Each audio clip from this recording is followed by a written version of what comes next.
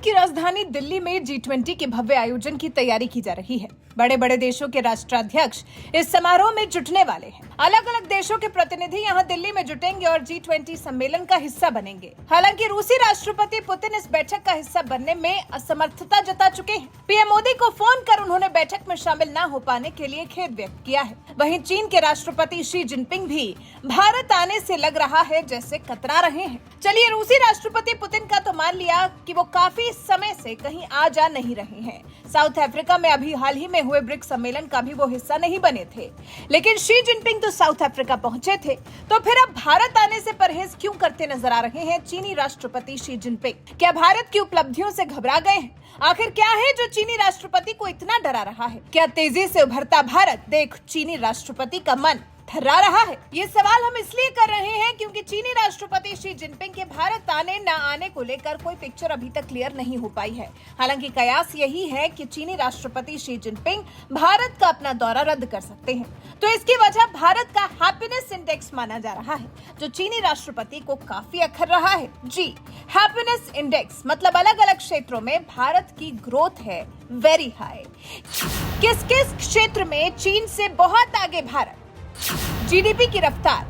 Financial year की पहली तिमाही में भारत ने शानदार प्रदर्शन किया है। गुरुवार को जारी हुए आंकड़ों के मुताबिक तो भारत का ग्रोथ रेट 7.8% पहुंच गया है, जो एक साल में सबसे अधिक है। भारत के लिए ये आंकड़े इसलिए भी अहम है क्योंकि दुनिया की किसी भी प्रमुख अर्थव्यवस्था की तुलना में ये सबसे तेज ग्रोथ रेट है। G20 समिट से पहले आए इन आंकड़ों से भारत की स्थिति और मजबूत हो गई है। अगर सेक्टर के आधार पर प्रदर्शन देखें तो जून तिमाही में एग्रीकल्चर सेक्टर का प्रदर्शन सबसे बेहतर रहा है। जीएसटी कलेक्शन भी एक ऐसा मुद्दा है जो तेजी से बढ़ते भारत की कहानी को बयां कर सकता है। पहली तिमाही में जीडीपी की शानदार ग्रोथ रेट के बाद अगस्त में जीएसटी कलेक्शन में भी तेजी जारी रही।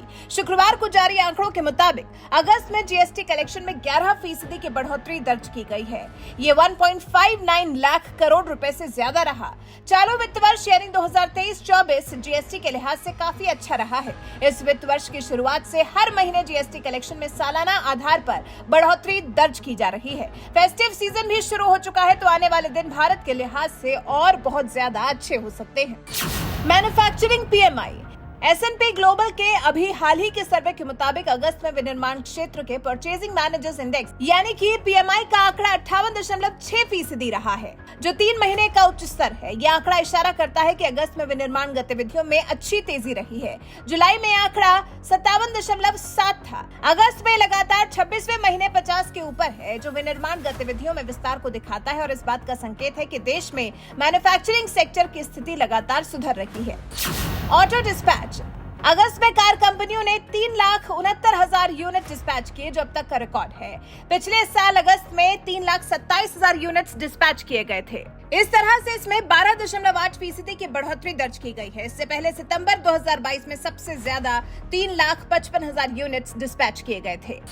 UPI transaction. National payment corporation of India के अनुसार यूनिफाइड पेमेंट्स इंटरफेस आधारित पेमेंट पहली बार अगस्त में 10 अरब ट्रांजैक्शंस को पार कर गया। यूपीआई पर मंथली ट्रांजैक्शंस की संख्या 15.18 ट्रिलियन रुपए के लेन देन के मूल्य के साथ 10.24 अरब को पार कर गई है। यूपीआई पर लेन देन में पिछले साल के मुकाबले 50% की तेजी आई है। जुलाई में डिजिटल भुगतान नेटवर्क ने 9.96 अरब लेन देन दर्ज किए थे। अक्टूबर 2019 में पहली बार यूपीआई ने 1 बिलियन मासिक लेन देन को पार किया था। इस सब के बाद इस बार मूडीज ने भी भारत की तेजी को जग जाहिर किया है। मूडीज ने भी बताया है कि भारत पिछले कुछ दिनों में कितनी तेज गति से तरक्की की तरफ बढ़ रहा है। रेटिंग एजेंसी मूडीज ने मजबूत आर्थिक गति के चलते 2023 कैलेंडर वर्ष के लिए भारत के ग्रोथ का अनुमान बढ़ाकर 6.7% तक कर दिया।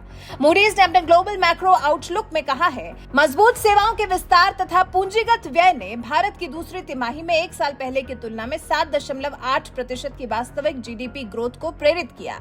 इसलिए हमने भारत के लिए अपने 2023 कैलेंडर वर्ष की वृद्धि का अनुमान 5.5% से बढ़ाकर 6.7% तक कर दिया है। अब ये सब चीन को क्यों नहीं खटकेगा? ये सब चीन को क्यों नहीं खलेगा? ऐसा भारत जो दिन दूनी रात चौगुनी तरक्की कर रहा है, भला उसे देख चीन का दिल क्यों नहीं जलेगा? वही चीन के साथ हो रहा है, तभी तो शी जिनपिंग का भारत आना मुमकिन नहीं लग रहा है। वैसे आपको क्या लगता है, आखिर भारत आने से क्यों कतरा रहे हैं चीनी राष्ट्रपति शी जिनपिंग? अपनी राय हमें कमेंट कर जरूर बताएं।